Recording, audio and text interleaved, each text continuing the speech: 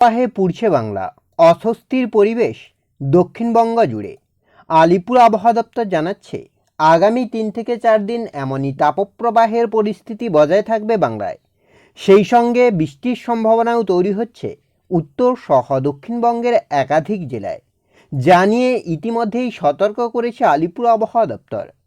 আবহাওয়া দপ্তরের পূর্বাভাস অনুযায়ী উত্তরবঙ্গে হিমালয়ের পাদদেশ সংলগ্ন 5 জেলাতে বজ্রবিদ্যুৎ সহ ভারী থেকে অতি ভারী বৃষ্টির সম্ভাবনা থাকছে। তবে দক্ষিণবঙ্গে আপাতত সেভাবে ভারী বৃষ্টির কোনো সম্ভাবনা নেই। তাপপ্রবাহের পরিস্থিতি বজায় থাকবে দক্ষিণবঙ্গের সব কয়টি জেলাতে, বিশেষ করে আপনাদেরকে পুরুলিয়া, বাঁকুড়া, বীরভূম, মুর্শিদাবাদ, ঝাড়গ্রাম, 2 মিদনাপুর, দক্ষিণ 24 পরগনা, এদিকে আপনার 2 বর্ধমান, এগুলোতে কিন্তু তাপপ্রবাহের পরিস্থিতি বজায় থাকবে আজ।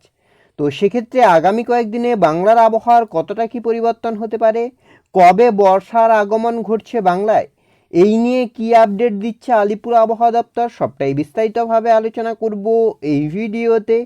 তাই ভিডিওটি অবশ্যই শেষ পর্যন্ত দেখুন।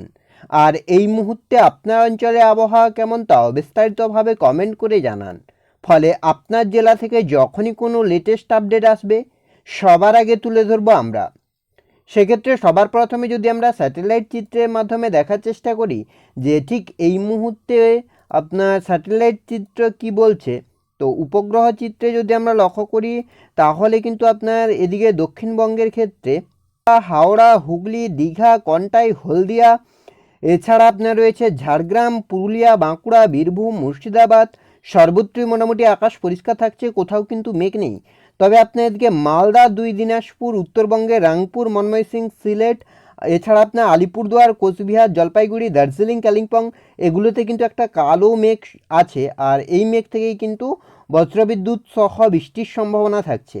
এবার যদি আমরা একটু আলিপুর আবহাওয়া দপ্তরের অফিসিয়াল আপডেটের দিকে লক্ষ্য করি যে অফিসিয়ালি কী আপডেট দিচ্ছে আলিপুর আবহাওয়া দপ্তর, তারপরে আমরা মেঘলা আকাশ, বৃষ্টি এবং তাপমাত্রার দিকে লক্ষ্য করব।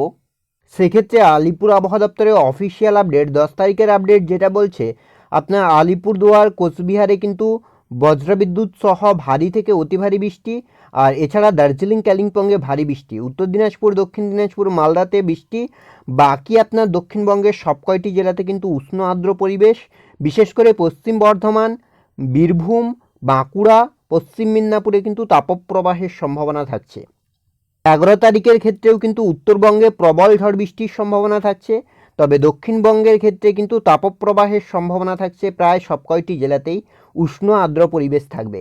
12, 13, 14 আপাতত দক্ষিণবঙ্গে সেভাবে বৃষ্টি নেই, উষ্ণ আর্দ্র পরিবেশ থাকবে। উত্তরবঙ্গে ভারী থেকে অতি ভারী বৃষ্টির সম্ভাবনা থাকছে। এবার যদি আমরা উইন্ডির আপডেটের দিকে লক্ষ্য করি যে উইন্ডির আপডেট কি বলছে, যদি আমরা মেঘলা আকাশের দিকে লক্ষ্য করি যে কোথায় কতটা মেঘলা হচ্ছে আকাশ, কী পরিস্থিতি তৈরি হচ্ছে, তো আজ যদি আমরা লক্ষ্য করি যে 3টে 4টা নাগাদ কী পরিস্থিতি তৈরি হচ্ছে দক্ষিণবঙ্গের জেলাগুলিতে, সেক্ষেত্রে 3টে 4টার দিকে যেটা হচ্ছে দক্ষিণবঙ্গের আকাশ মোটামুটি সম্পূর্ণভাবে পরিষ্কার থাকছে, কোথাও কিন্তু সেভাবে মেঘ নেই। আর দক্ষিণবঙ্গের পাশাপাশি উত্তরবঙ্গের ক্ষেত্রে মেঘলা আকাশ থাকবে, আর সেই সঙ্গে কিন্তু বজ্রবিদ্যুৎ সহ হালকা বৃষ্টির সম্ভাবনা তৈরি হতে পারে। বাংলাদেশের রাংপুর, ময়মনসিং, সিলেটে মেঘলা আকাশ থাকবে। ত্রিপুরার বিস্তীর্ণ অঞ্চলেও কিন্তু আংশিক মেঘলা থাকতে পারে আকাশ। আজ রাতের দিকে যদি আমরা লক্ষ্য করি যে 10টা 11টা নাগাদ কী পরিস্থিতি, সেক্ষেত্রে দক্ষিণবঙ্গের আকাশ কিন্তু সম্পূর্ণভাবে পরিষ্কার থাকবে, আর উত্তরবঙ্গের ক্ষেত্রেও কিন্তু আকাশ মোটামুটি সম্পূর্ণভাবে পরিষ্কার থাকবে। মঙ্গলবার আপনার 11 তারিখ, সেক্ষেত্রে উত্তরবঙ্গের আকাশ গভীরভাবে মেঘলা, দক্ষিণবঙ্গের আকাশ মোটামুটি পরিষ্কার থাকছে। আপাতত সেভাবে বড় কোনো পরিবর্তন লক্ষ্য করা যাচ্ছে না। বুধবার আপনার হচ্ছে 12 তারিখ, সেক্ষেত্রে আপনার দক্ষিণবঙ্গের আকাশ সম্পূর্ণভাবে পরিষ্কার থাকছে, তবে উত্তরবঙ্গের ক্ষেত্রে কিন্তু বজ্রবিদ্যুৎ সহ বৃষ্টির সম্ভাবনা থাকছে। বিকেলের দিকেও কিন্তু আপনার একইভাবে উত্তরবঙ্গের আকাশ মোটামুটি মেঘলা থাকছে, দক্ষিণবঙ্গের আকাশ পরিষ্কার থাকছে। বৃহস্পতিবারের ক্ষেত্রেও বড় কোনো পরিবর্তন নেই। একটু বজ্রবিদ্যুৎ সহ বৃষ্টির দিকে লক্ষ্য করি যে কোথায় কতটা বৃষ্টির সম্ভাবনা থাকছে, কি পরিস্থিতি তৈরি করছে আগামী কয়েকদিনে। তো বৃষ্টির ক্ষেত্রে আপাতত বড় কোনো পরিবর্তন লক্ষ্য করা যাচ্ছে না। 10 তারিখের দিকে যদি আমরা লক্ষ্য করি, সেক্ষেত্রে আপনার 6টা 7টার দিকে যেটা লক্ষ্য করা যাচ্ছে, দক্ষিণবঙ্গের আকাশ মোটামুটি পরিষ্কার থাকছে, কোথাও কিন্তু সেভাবে কোনো পরিবর্তন নেই। আর উত্তরবঙ্গের ক্ষেত্রেও মোটামুটি আকাশ পরিষ্কার থাকছে, তবে উত্তরবঙ্গের আলিপুরদুয়ার, কোচবিহার, জলপাইগুড়ি, দার্জিলিং এগুলোতে কিন্তু বজ্রবিদ্যুৎ সহ হালকা থেকে মাঝারি বৃষ্টির সম্ভাবনা থাকছে। 10টার দিকেও কিন্তু একই পরিস্থিতি। মঙ্গলবার আপনার হচ্ছে 11 তারিখ, সেক্ষেত্রেও আপনার বড় কোনো আপাতত পরিবর্তন নেই। তবে আপনার এদিকে দার্জিলিং, কালিম্পংয়ের বিস্তীর্ণ অঞ্চলে কিন্তু আপনার মেঘলা আকাশ থাকছে।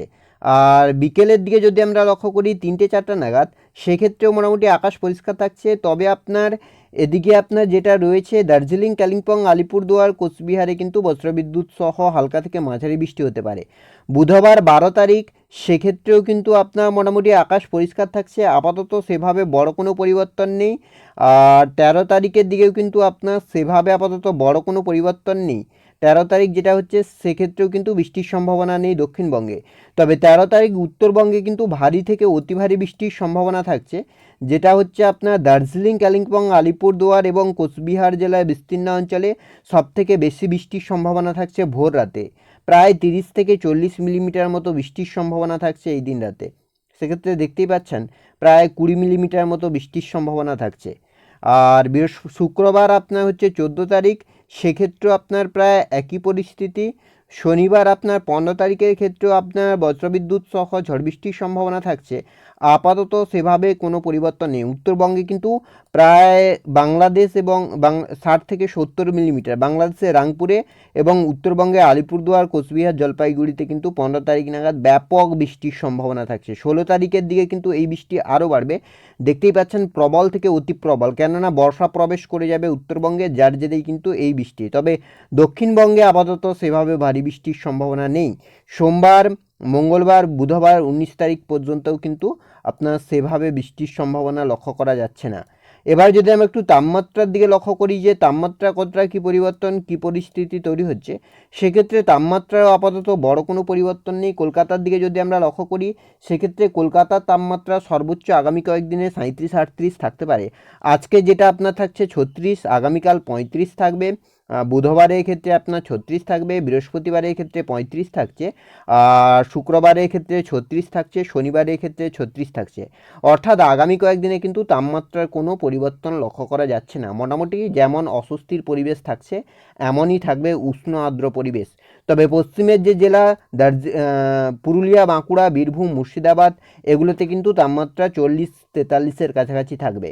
তো এই ছিল এই মুহূর্তের আবহাওয়ার আপডেট।